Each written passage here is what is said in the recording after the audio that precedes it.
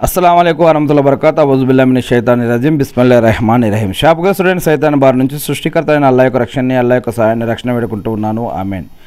నమాజ్ ఇది అల్లాహ్ని ఆరాధించే ప్రత్యేకమైనటువంటి ఒక పద్ధతి. ప్రతిరోజు కూడా ప్రతి ముస్లిం కూడా 5 నమాజులు చేయాలి. చాలామంది చేస్తారు మరియు ప్రళయ దినం రోజు కూడా దీని గురించి ప్రశ్నించడం జరుగుతుంది. దీనిని ఈ యొక్క నమాజ్ని ప్రార్థన లేదా సలాహ్ లేదా ప్రేయర్ అని కూడా అంటారనమాట.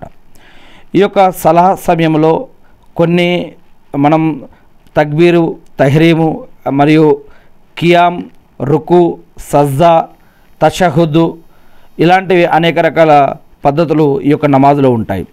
ఇదే నమాజులో మనం కొన్ని పదాలు ఉపయోగిస్తాం. అల్లాహు అక్బర్ అని అంటే అల్లాహ్ గొప్పవాడు అని,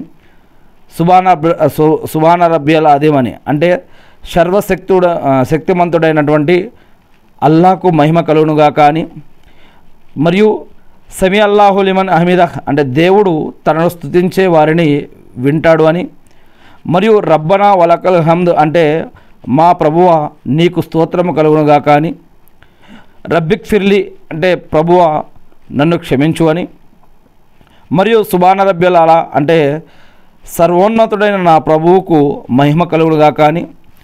ఇలా నమాజులో దేవుణ్ణి స్తుతించడంతో పాటు అనేక రకాల పదాలతోటి, అరబ్బీ పదాలతోటి, మరియు మనకి కావలసిన ప్రార్థన మనకి కూడా దేవుణ్ణి వేడుకుంటూ ఉంటాం అన్నమాట. అత్తహియాతు అల్లా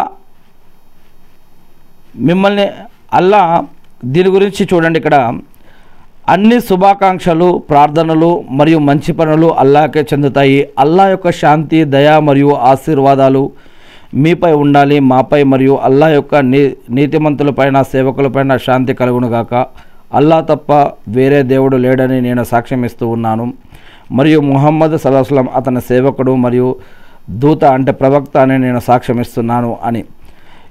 ఇక తర్వాత దరూద్ అని కూడా ఉంది. ఈ యొక్క దరూద్ అల్లాహుమ్మ సల్లి అలా మొహమ్మదన్ వా అలా మొహమ్మదన్ అని చదువుతాం కదా. దీని యొక్క అర్థం ఏమిటి అంటే అల్లా ఇబ్రాహీం అలైహిస్సలాం గారిపైన, ఆయన కుటుంబ సభ్యులపైన, ఆయన ఉమ్మతపైన శాంతి సేవకులు కురిపించిన విధంగా అల్లా ప్రవక్త ముహమ్మద్ సల్లల్లాహు అలైహి వసల్లం గారిపైన, ఆయన కుటుంబ సభ్యులపైన, ఆయన ఉమ్మతపైన కూడా శాంతి సేవకులు కురిపించి మకామే ముహమ్మద్కు ప్రవక్తగాన్ని వారసును చేసి అంతిమ దినం రోజు వసలతా స్థానాన్ని ప్రవక్త ముహమ్మద్ సల్లల్లాహు అలైహి వసల్లం గారికి ప్రసాదించడం వల్ల ఆమీన్ అంటూ, మరియు ఇంతేకాకుండా ఈ యొక్క నమాజ్లో అనేక రకాల అరబ్బీ పదాలతో పాటు మరియు అనేక రకాల ప్రార్థనలు కూడా ఉన్నాయి. ఈ యొక్క నమాజ్కు సంబంధించి అనేక రకాల ప్రత్యేకతలు ఉన్నాయి. ఒక్కొక్క నమాజ్కి ఒక్కొక్క ప్రత్యేకత స్పెషల్గా చెప్పడం జరిగింది. ఫజర్, జొహర్, అసర్, మగ్రిబ్, ఇషా నమాజులు ప్రతిరోజు 5 నమాజులే కాకుండా మరియు తహజుద్ నమాజు, వితర్ మరియు ఇలాంటి అనేక విషయాలు తెలుగు బుఖారీలో చెప్పబడ్డాయి.